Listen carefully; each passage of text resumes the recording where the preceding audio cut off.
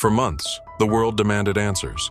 How could one of the most advanced aircraft in aviation history, the Boeing 787 Dreamliner, fall out of the sky just seconds after takeoff, killing 260 people without a single distress call?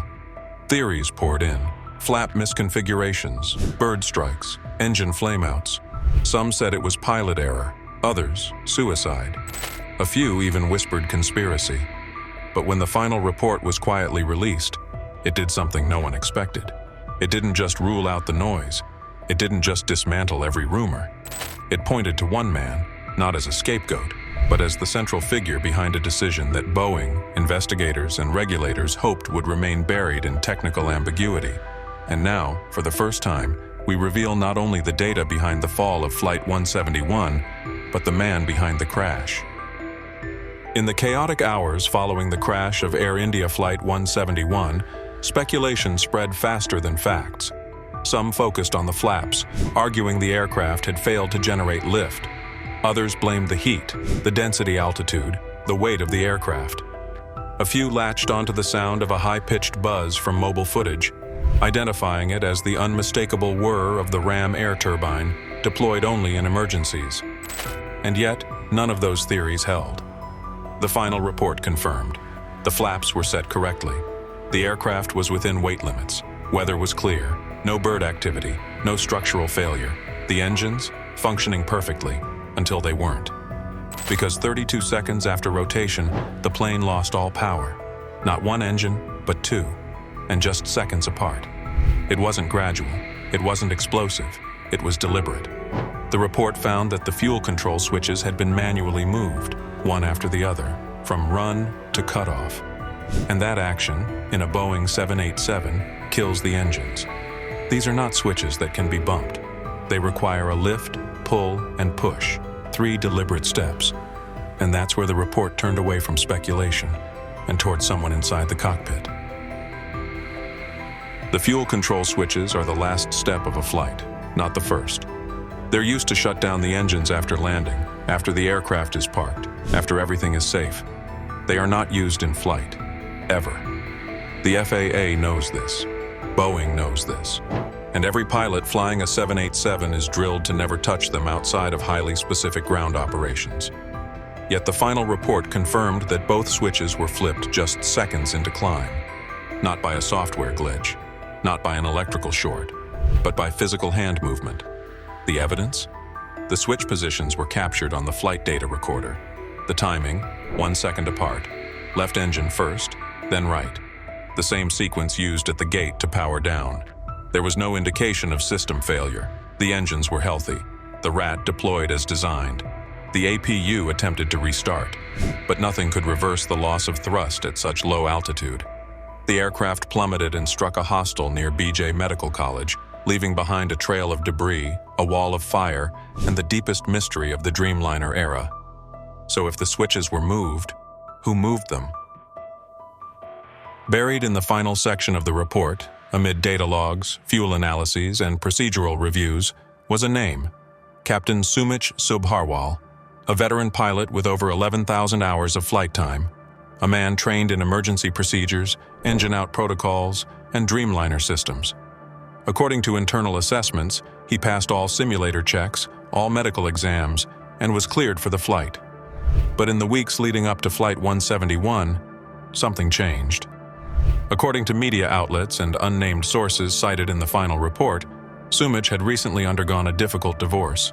His colleagues noted subtle changes in behavior, tension, isolation, nothing dramatic, nothing that triggered official concern. But now, post-crash, investigators began to piece together a psychological profile, one that hinted cautiously at the possibility of deliberate action. The report never used the word suicide. It didn't have to. It described switch movements inconsistent with emergency protocols. It confirmed no alerts were issued. No miscommunication, no mistake, just movement, precise, confident, intentional, and no known software or mechanical system capable of initiating it on its own. And while Boeing remained silent, the implications were loud. If Captain Sumit really did flip the switches, why? Was it a moment of madness? A cry for help? A calculated act? or something more sinister? A perfectly timed move that aligned with Boeing's greatest need, to shift blame away from the plane? Because blaming the pilot comes with advantages, massive financial ones. If the crash was mechanical, Boeing faces lawsuits, settlements, and scrutiny, possibly exceeding $600 million. But if it was a deliberate act by the captain, the insurance landscape changes. Liability shifts, claims are reduced, some are voided entirely. And just like that, the most damning technical failure in Boeing's Dreamliner program becomes an issue of human psychology. But here's the thing, the final report offered no motive, no suicide note, no mental health diagnosis, no cockpit lockout, no history of instability. It provided data, switch positions, timelines, audio, but no why. And that void in the hands of billion-dollar corporations becomes a convenient blank canvas. Paint the pilot, move on, protect the brand. After the final report pointed to Captain Sumit Subharwal as the man who triggered the crash, many within the aviation community weren't convinced. Air India's pilot union issued a formal statement condemning the implication, stating that there was no conclusive evidence of intentional sabotage. In response, both Air India and the Ministry of Civil Aviation ordered an independent set of simulations using the exact flight profile of 171. Weather, weight, speed, altitude, engine condition, all recreated precisely. Multiple scenarios were tested: accidental fuel starvation, electrical glitches, auto-throttle mismanagement, even the unlikely idea of simultaneous dual-engine flameout. But none of them led to the same sequence. The only simulation that matched the flight path, power loss curve, and switch behavior was the one where the fuel control levers were deliberately moved by the captain. Even more unsettling, when simulated on modern 787 systems, no alert was generated for the cutoff. The aircraft simply obeyed.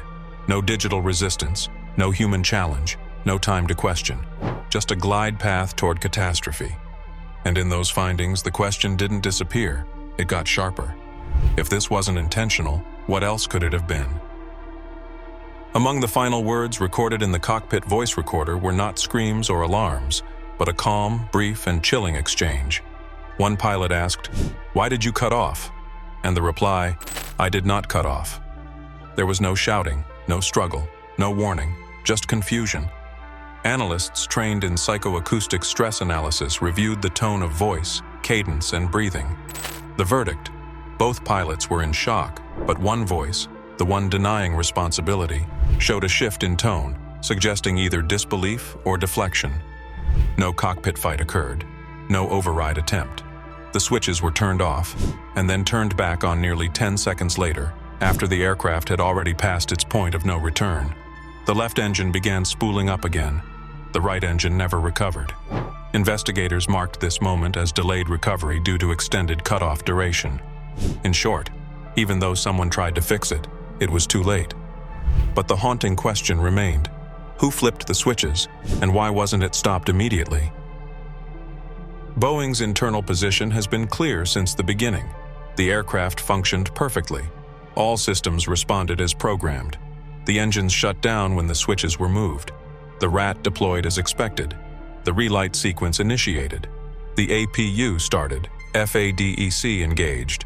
Nothing failed. No fire. No sensor malfunction. No missing part. It was a textbook shutdown, initiated mid-air. And that's Boeing's defense. We built a machine that did exactly what it was told. But what they don't mention is that the system has no safeguard against catastrophic human error in this one very specific scenario. No "are you sure" prompt. No lockout based on airspeed or pitch. Nothing to prevent a routine gate procedure from happening during the most dangerous phase of flight. This design choice, leaving fuel cutoffs entirely manual and unprotected, has now killed 260 people. And yet, Boeing walked away from the final report with its systems validated, because the switches worked. The failure wasn't digital, it was human. That loophole gave them legal shelter and moral exposure. After the report's release, Captain Sumich's family issued a statement. They described him as a loving father, disciplined professional, and someone who would never harm anyone, much less hundreds of passengers.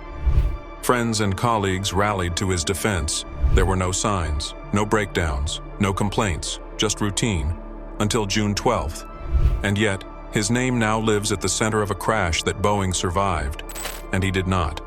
No one else can testify, no one else can explain. The CVR captured no confession, the data shows no motive.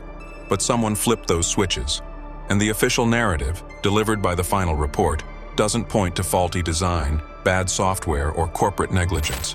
It points to him. But what if he didn't do it? What if that answer was simply more convenient? What if we accepted silence as guilt because we couldn't prove innocence? And what if, in doing so, we let the one true vulnerability in the Dreamliner system remain exactly where it was, waiting? Captain Sumit Subharwal may never be able to defend himself. He may never explain what happened inside that cockpit, what he saw, what he thought, or what he did. But the final report doesn't need his voice. It points to his hand, to the motion of two switches that should never be moved in flight, 1 second apart, left, then right. And with that movement, 260 lives were erased. But buried beneath that data is something deeper, something Boeing never wants to talk about. The silence of a system that watched everything unfold and did nothing. No interlock, no override, no warning, just trust. Trust that the pilot would never do the unthinkable. And when that trust was tested, the aircraft followed its programming into the ground. And so Boeing walks away with its systems declared functional, its design validated, and its legal exposure narrowed to the decisions of a man who can no longer speak. But this wasn't just about Sumit. This was about a failure to imagine the unimaginable. About switches that were never supposed to be touched, yet weren't protected. About a system that required perfection from humans, but offered no defense against their imperfection. What the final report really reveals isn't just the man behind the crash. It reveals a truth the industry has long tried to bury, that sometimes the most dangerous failure is one that comes with no error code. If this story shook you, if it made you question who gets blamed and who gets protected, then don't let it vanish in a footnote. Subscribe for more investigations into the truth behind the headlines.